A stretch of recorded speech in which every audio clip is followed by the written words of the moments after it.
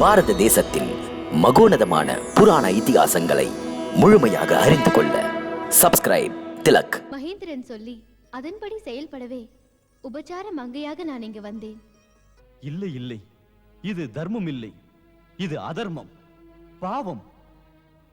ஏ ஊர்வசி, பார்த்தன் பார்க்கின்ற பெண்களை எல்லாம் தன் பள்ளியரை பதுமைகளாக நினைப்பதில்லை, நெருங்குவதில்லை. தேவியாக மாதாவாக கருதுகிறான். உங்கள் மனிதர்களுக்கு கல் நெஞ்சமா? பெண் ஒருத்தி ஆசை மோக வேகத்தில் அவதிப்படும் போது அவளை உதறி தள்ளுவதா? மன்னியுங்கள் தேவி, நானும் நீங்களும் இங்கே ஆண் பெண் மட்டுமல்ல. மறக்க வேண்டாம், இந்திரலோகத்து நெறிமுறைப்படி தாம் எனக்கு மாதாதான். மாதா? ஊர்வசியின் ஆசையில் நீ விழுந்து விடவில்லை. பிறகு இன்று ஏன் நீ விழுந்து விட்டாய்? அப்போது நீ உன் கடமையை மறக்கவில்லை. பாவம், இப்போதோ உன் கடமையை நீ மறந்து விட்டாய்.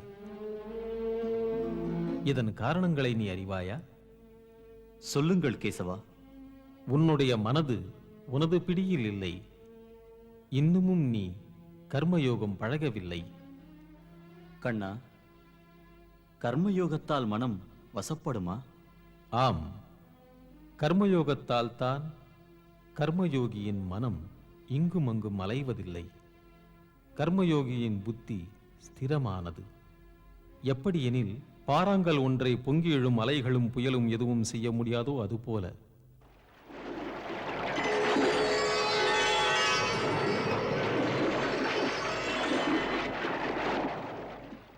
அசைவற்ற திடமான கர்மயோகியை இயற்கையின் சீற்றம் எதுவும் செய்யாது. அதுபோல கர்மயோகியின் மனத்தை கொந்தளிக்கும் கடலும் அசைக்காது, கூட வரும் பாசமும் அசைக்காது.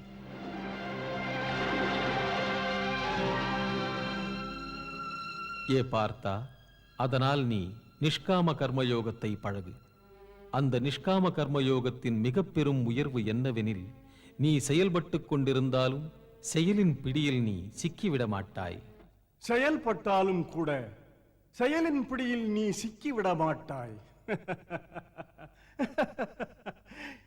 எதற்காக இதை சொல்கிறான் கிருஷ்ணன்? நான் நினைக்கிறேன், பிரியமுள்ள என் பாண்டுவின் மைந்தன் கபடமறியாத அர்ஜுனனுக்கு தன் கருத்தை திணிக்க முயற்சிக்கிறான். யுத்தம் செய், தயங்காதே என்று சொல்லி பார்த்தனை அவன் குழப்புகிறான்.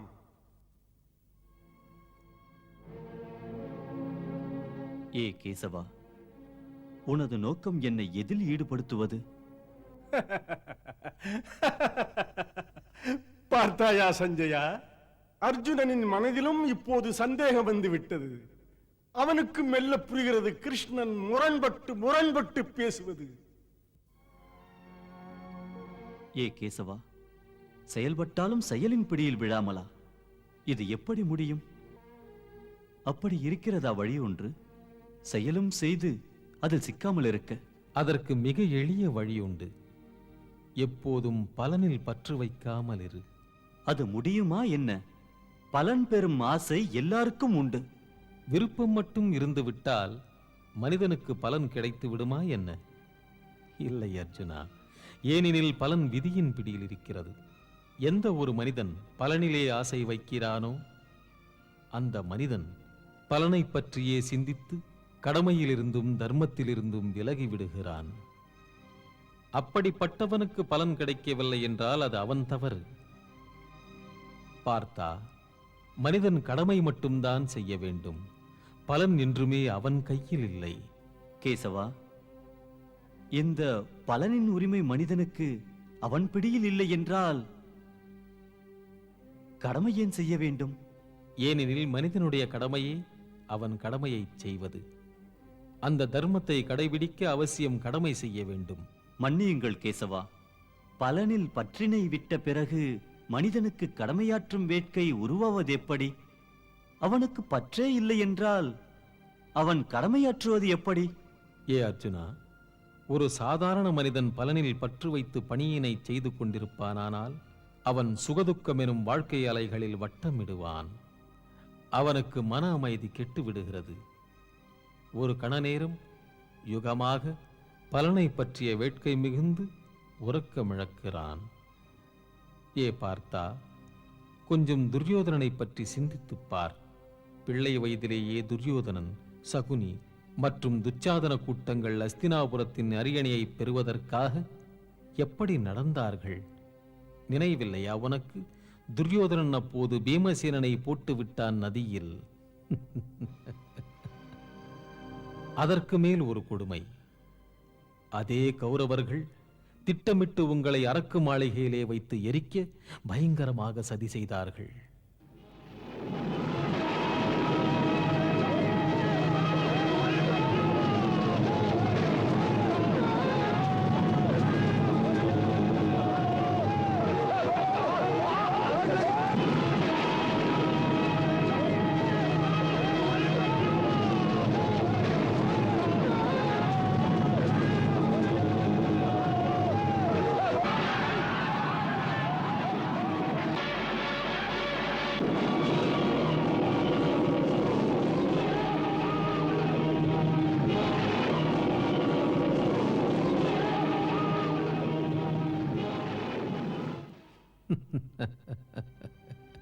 எத்தனை அரக்கத்தனமான ஏற்பாடு அது!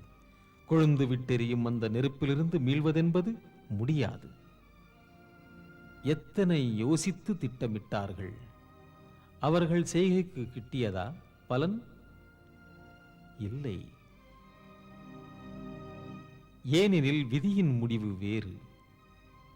ஏற்பாடுகள் தகர்ந்து போனது. எல்லா முயற்சிகளும் வீணாயின. அப்போதும் அவர்கள் கீழ்த்தரமான சூதாட்டத்தால் 12 வருடம் வனவாசமும் 1 வருடம் அஞ்ஞாதவாசமும் தந்து விரட்டினார்கள்.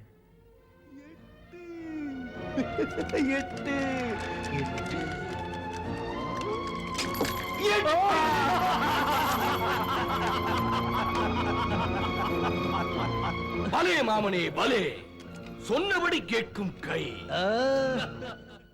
பாவம், மீண்டும் மீண்டும் முயற்சித்த பிறகும் கூட கௌரவர்களுக்கு அவர்கள் திட்டமிட்டது பலன் தரவில்லை. அவர்கள் மறந்து விட்டார்கள் இந்த பலன் விதிப்படிதான் என்பதை. இக்கொடுமையின் விளைவில் அடிபட்டு ஏமாற்றமடைந்தார்கள் பார்த்தா. அன்று எந்த பலனை எதிர்பார்த்து இருந்தார்களோ அந்த பலனை அவர்கள் பெறமாட்டார்கள். மாறாக கொடிய கர்மங்களின் பலனை அனுபவிப்பார்கள். ஏ பார்த்தா, எப்போதும் இதை நினைவில் வை. தேவி, ஒரு புறம் துரியோதன ஆசை, இன்னொரு புறம் பரதனின் உன்னத நிலை. ஒன்று ஆதிக்க ஆசை, இன்னொன்று தியாக நிலை. பரதனை பிரபு ஸ்ரீராமன் அரசாள அனுமதித்தார். அவன் அதை ஏற்கவில்லை. இன்னொரு புறம் துரியோதனன் கபடமாக சகோதரர் ஆட்சியை தட்டி பறித்துக் கொண்டான். பரதன் ஆட்சி கிடைத்தும் கூட அதை ஏற்றுக்கொள்ள மறுத்து ஸ்ரீராம பாதுகைகளை பெற்றுக் கொண்டான். ஏ மதுசூதனா, நீயும் தான் சொல்கிறாய் விருப்பங்களை விட்டுவிட்டு சிதப்பிரஜனாகு என்று. மாதவா, நான் சிதப்பிரஜன் ஆவதற்கு அதிமுக்கியமானது எது? நிலையான புத்தி. நிலையான புத்தி? பாவம், மனிதன் அவனுடைய புத்தியை நிலைநிறுத்துவது எவ்வாறு? ஆசை நிராசை இரண்டையும் விட்டுவிட்டால் புத்தி நிலையாக நிற்கிறது. புத்தி நிலை நின்றால் இந்த இந்திரியங்களின் வேட்கையானது உடைந்து போகிறது. இந்திரியங்களின் வேட்கையை உடைத்தெறிந்து விட்டால் அந்த இந்திரியங்களின் தேவை அற்றுவிடுமா என்ன? இல்லை அர்ஜுனா, ஏதோ ஒரு விபத்தின் விளைவாக ஒருவனின் கண் குருடாகிவிட்டால் கண் அவசியம் இல்லை. கண் இல்லாதவன் எதையும் கற்பனை செய்யும் சக்தியை இழக்கவில்லை. கண்ணிழந்த பிறகும் கூட அவன் மனது எந்த ஒரு காட்சியையும் கற்பனை செய்ய இயல்கிறது. அது அவனை வேட்கையிலே சிக்க வைக்கிறது. பார்த்தா, ஒரு குருட்டு மனிதன் பகவானின் திருவுருவத்தை கற்பனை செய்ய இயலும்.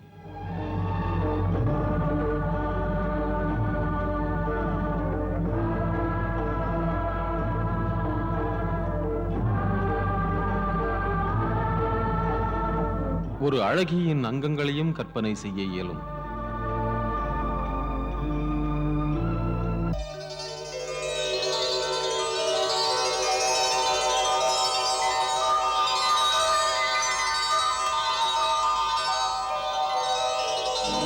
இந்த இந்திரியங்கள் இருந்தாலும் இல்லாவிட்டாலும் மனதின் பழக்கமும் ஆசையும் அப்படி செய்கிறது.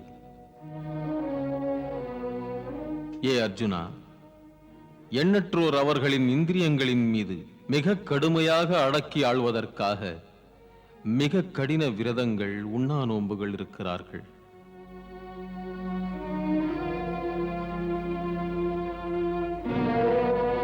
நீண்ட நெடும் நாட்கள் உணவு கொள்ளாமல் இருக்கிறார்கள். பாவம், அவர்கள் மனம் மீண்டும் மீண்டும் சுவையான உணவின் மேல் ஆசையும் நாட்டமும் கொள்கிறது. வெறும் பிடிவாதத்தால் அவர்கள் இருக்கும் உண்ணா நோம்பினால் லாபம் என்ன?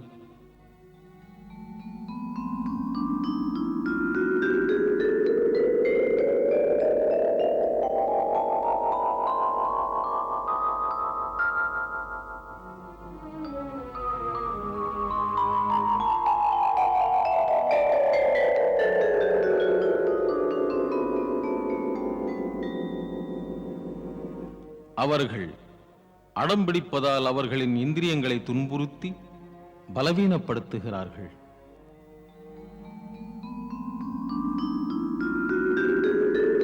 பாவம், அவர்களால் விஷயங்களின் ஆசையிலிருந்து விடுபட முடியாது.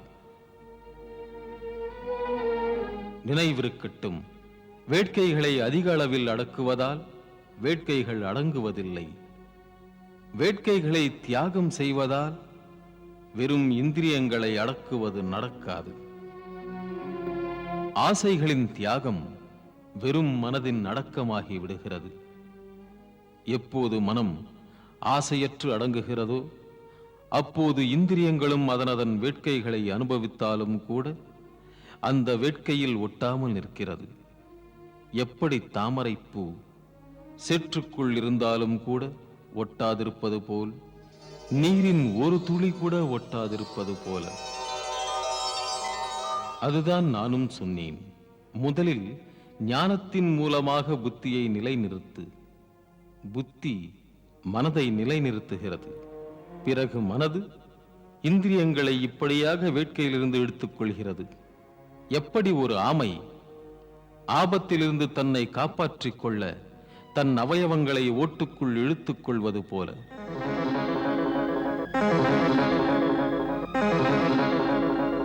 ஏ பார்த்தா, யதா சங்கர்த்தே சாயம் கூர்மோங்காணி விசர்வசः இந்திரியாணீந்திரியார்த்தேभ्यस्य தஸ்த பிரக்ஞா பிரதிஷ்டிதः.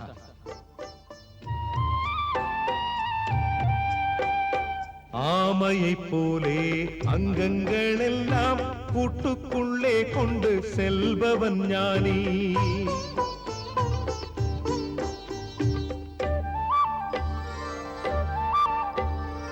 ஓடும் பூலன்களை உள்ளே இழுத்து உள்ளம் கலங்காமல் உள்ளவன் ஞானி. புலன்களை எல்லாம் தன்வசமாக்கி, புலன்களை எல்லாம் தன்வசமாக்கி குன்றினைப் போலே இருப்பவன் ஞானி. புலன்களை எல்லாம் தன்வசமாக்கி குன்றினைப் போலே இருப்பவன் ஞானி. என் மீது மாறாத நம்பிக்கை வைத்து என்னிடம் சேர்பவன் ஸ்தித பிரக்ஞ ஞானி. என் மீது மாறாத நம்பிக்கை வைத்து என்னிடம் சேர்பவன் ஸ்தித பிரக்ஞ ஞானி.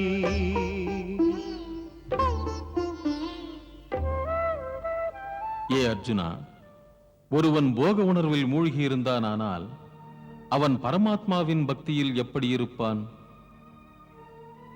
அந்த மனிதன் வெளிப்பார்வைக்கு பக்தனாக நடிக்கிறான். பாவம், மனதுக்குள் சிற்றின்ப எண்ணங்கள் கனலாக கனிந்து அவனை பற்றுகிறது. அவன் பக்திக்கு துரோகம் செய்கிறான்.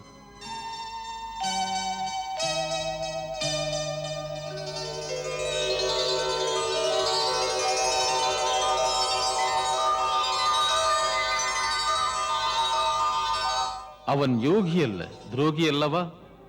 அவன் பொய்யனாக நடிக்கிறான்.